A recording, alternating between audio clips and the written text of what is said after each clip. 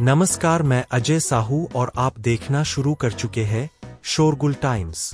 कहानी सीक्रेट अमीरजादा के इस एपिसोड में आहान जेनी से पूछता है कि क्या वो नरेश चोपड़ा को ढूंढने में उसकी मदद करेगी। तब जेनी कहती है कि उसे वर्मा फैमिली से मदद मांगनी चाहिए।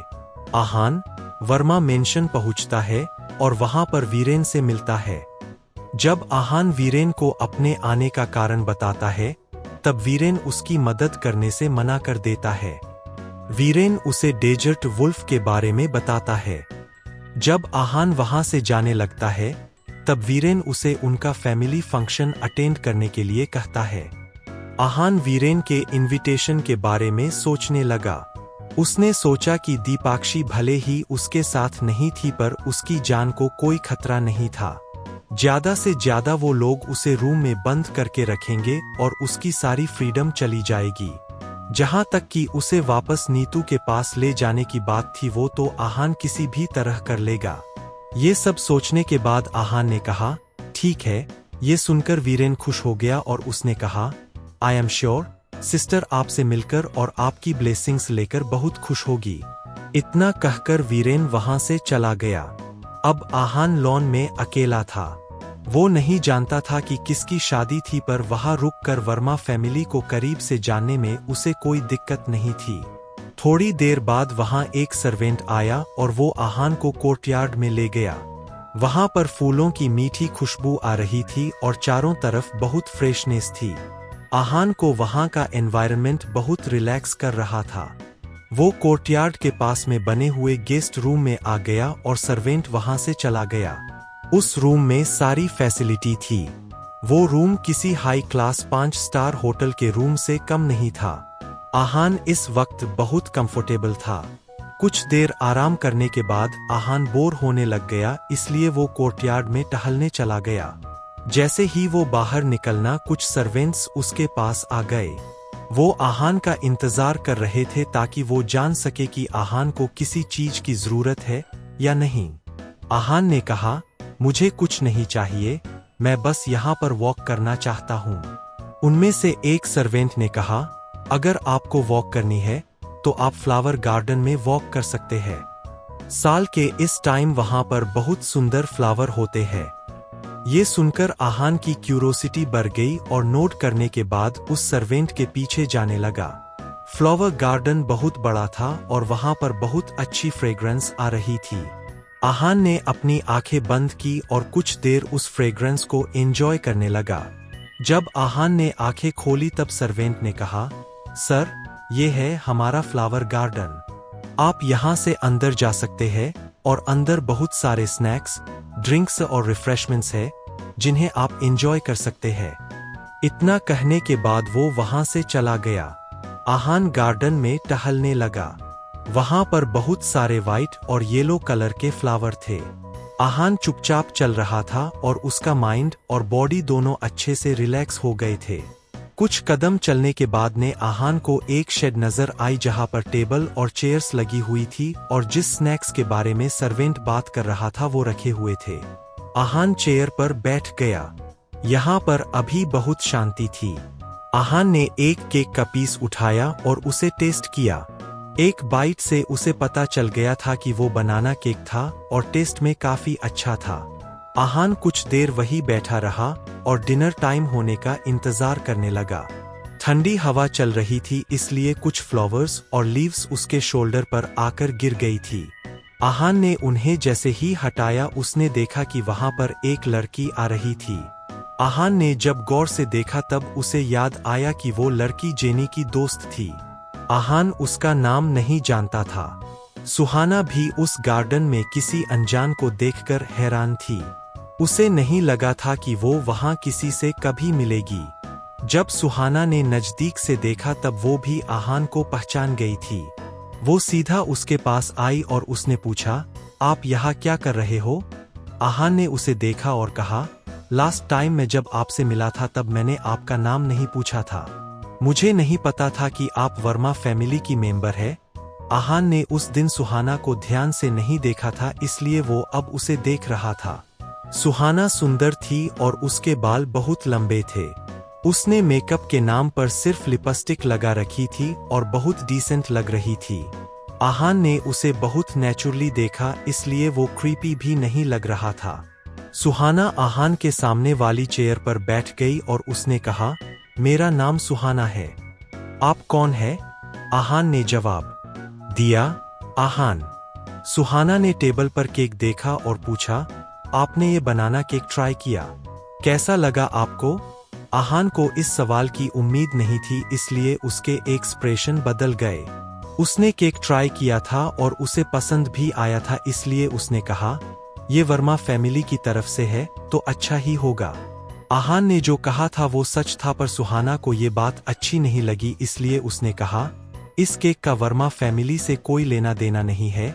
ये सुनकर आहान को अंदाजा हो गया था कि उसके और वर्मा फैमिली के बीच में इक्वेशन ठीक नहीं है।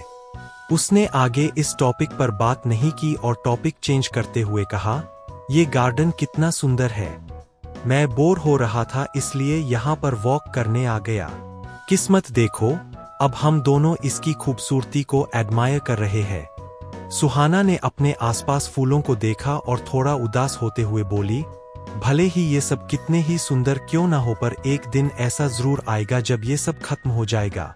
इनके खत्म हो जाने के बाद कोई इन्हें याद भी नहीं करेगा, and that is so made him really sad. Aahan ने उसकी बात से एग्री नहीं किया और कहा, उन्होंने कभी किसी को उन्हें अप्रिशिएट करने के लिए नहीं कहा है। वो बस खुशी और उम्मीद स्प्रेड करते हैं, बाकी उन्हें किसी चीज से फर्क नहीं पड़ता है। ये सब सुनकर सुहाना को बहुत गुस्सा आया और उसने कहा, आपको कुछ नहीं पता है, आप यहाँ पर बस गेस्ट है। कोई कितना दर्द में है, इसका अंदाजा भी आप नहीं लगा सकते हैं।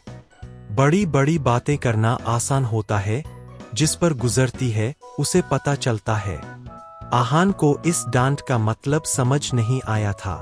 वो नहीं जानता था कि सुहाना के मन में ऐसा क्या था जिसकी वजह से एक नॉर्मल बात को उसने एक अलग एंगल दे दिया था। पर वो इतना जरूर समझ गया था कि सुहाना बहुत डिप्रेस्ड थी। आहान को समझ नहीं आ रहा था कि वो उसे कैसे कंसोल करे, इसलिए वो चुपचाप बैठा रहा। आहान को इस तरह चुप देखकर सुहाना को एहसास हुआ कि वो ज्यादा इमोशनल हो गई थी। उसने अपना सिर झुकाया और आहान से कहा, आई एम सॉरी, मुझे इस तरह आपसे बात नहीं करनी चाहिए थी। आहान उसके कंधे पर हाथ रखकर उसे कंसोल करना चाहता था, पर उसे लगा कि अगर किसी ने देख लिया तो वो गलत मतलब निकालेंगे, इसलिए आहान ने कुछ नहीं किया बल्कि कहा, आपको सॉरी कहने की जरूरत नहीं है। शायद मैंने जो कहा उसमें कुछ गलत होगा, तभी आपने ऐसे रिएक्ट किया है। सुहाना ने कहा, नहीं, ऐसी कोई बात नहीं है। मेरे दिमाग बुरा थॉट आया जिसकी वजह से ये सब हो गया। ये मेरी प्रॉब्लम है, इसमें आपकी कोई गलती नहीं है। इतना कहने के बाद सुहाना वहां से चली गई।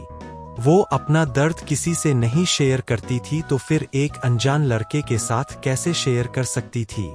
आहान ने भी उसे रोकने की कोशिश नहीं की थी।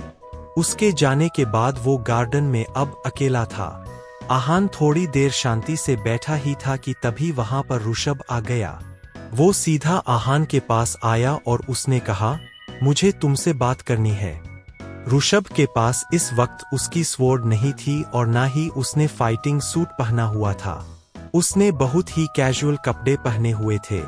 इस वक्त आहान उठकर जाना चाहता था, पर ऋषभ के आने के बाद उसके पास कोई और ऑप्शन नहीं था, इसलिए वो फिर से बैठ गया। उसने कहा, हम दोनों एक दूसरे को जानते नहीं है, फिर तुम्हें मुझसे क्या बात करनी है? ऋषभ को इस बात से कोई फर्क नहीं पड़ता था। वो इस वक्त बस इतना चाहता था कि उसे कोई मिल जाए जिससे वो बात कर सके। उसने कहा, मैं इस वक्त बहुत परेशान हूं और बहुत पेन में। आहान पहले तो उसे इग्नोर करके जाना चाहता था, पर जब उसने ये बात सुनी तब वो रुक गया। उसके अंदर भी बहुत क्यूरोसिटी हो गई थी।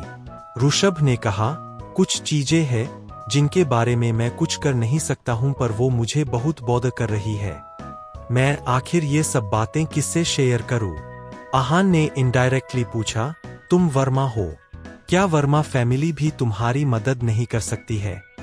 ऋषभ ने डिसअपॉइंट होते हुए जवाब दिया, वर्मा फैमिली ही तो है, जिसकी वजह से मैं कुछ कर नहीं पा रहा हूँ। मैं जब 4 साल का था तब से मार्शल आर्ट्स प्रैक्टिस कर रहा हूँ और अब मुझे प्रैक्टिस करते हुए 14 साल हो गए हैं। मैं रोज अपनी बॉडी को डिसाइनल लिक्विड में सोक करता हूँ। ये बहुत पेनफुल होता है। ऐसे मार्शल आर्ट्स का क्या फायदा? मुझे मेरी फैमिली ने हमारी फैमिली मार्शल आर्ट्स बहुत मुश्किल से सिखाया है। आहान ने जवाब दिया, अगर तुम इतने सालों से मार्शल आर्ट्स प्रैक्टिस कर रहे हो फिर तो तुम्हारा कल्टीवेशन लेवल भी बहुत अच्छा होगा। तुमने इतने हार्डशिप्स देखे हैं, अब तुम्हें आगे बढ़ने से कोई नहीं रोक पाएगा। ऋषभ ने ये बात सुनकर कहा, हाई कल्टीवेशन लेवल का क्या मतलब अगर मैं फाइट कर ही नहीं सकता तो? वो जब ये सब बातें बोल रहा था तब साफ नजर आ रहा था कि वो कितना दुखी है। आहान को नहीं पता था कि ऋषभ किस बारे में बात कर रहा था, इसलिए वो कोई ओपिनियन नहीं दे पाया। ऋषभ को इस बात से कोई फर्क नहीं पड़ा और उसने कहा, उन्हें क्या लगता है मैं जानता नहीं हूँ, पर मुझे पता है जिस तरह से उसने मुझे देखा था मैं समझ गया था और जो बातें उसने मुझसे की थी बहुत अजीब लगी थी। अब जब मुझे अजीब लग रहा था तो मैं उससे पूछूंगा ना। और जब मैंने उससे पूछा और मुझे जवाब मिला तब मैं तो खुशी से पागल हो गया था। मैंने उसे ढूंढा और मैं उसे वापस लेकर आया, पर ये लोग देखो क्या कर रहे हैं। ये है वर्मा फैमिली। ऋषभ की बातों में वर्मा फैमिली के लिए नाराजगी साफ नजर आ रही थी। वो इस वक्त इतना प्रेशर फील कर रहा था कि उसे सांस लेने में भी प्रॉब्लम हो रही थी। उसने अपने आप को शांत किया और कहा, मुझे गुस्सा इस बात का है कि मैं कुछ कर नहीं सकता हूँ। क्या फायदा मेरे स्वॉर्ड तकनीक में इतना अच्छा होने का अगर मैं लड़ नहीं सकता हूँ तो? इतना बोलते हुए वो अपनी चेयर का सहारा लेकर बैठ गया। आहान ने पहले सोचा था कि वो कुछ नहीं बोलेगा, पर उसे इतने दर्द में देखकर उसने कहा, क्या तुम मर्द नहीं हो? ऋषभ ने उसे देखा और कहा, of course I am a man. इस पर आहान ने जवाब दिया, तो फिर वो करो जो एक आदमी को करना चाहिए। ये किस दर्द की बात कर रहे हो तुम? कौन सा दर्द, कैसा दर्द? तुम सोचो कि वो इंसान तुम्हारे लिए कितना इम्पोर्टेंट है। अपने बारे में सोचना बंद करो। अगर तुम्हें किसी के लिए कुछ करना है तो फिर तुम्हें फैमिली के अगेंस्ट जाना होगा। क्या ऋषभ को आहान की बातें समझ आएगी? आगे जानने के लिए बने रहिए हमारे चैनल शोरगुल टाइम्स के साथ। बस इसी के साथ यह एपिसोड समाप्त होता है। इस एपिसोड को आगे बढ़ाते हुए कल फिर मुलाकात होगी।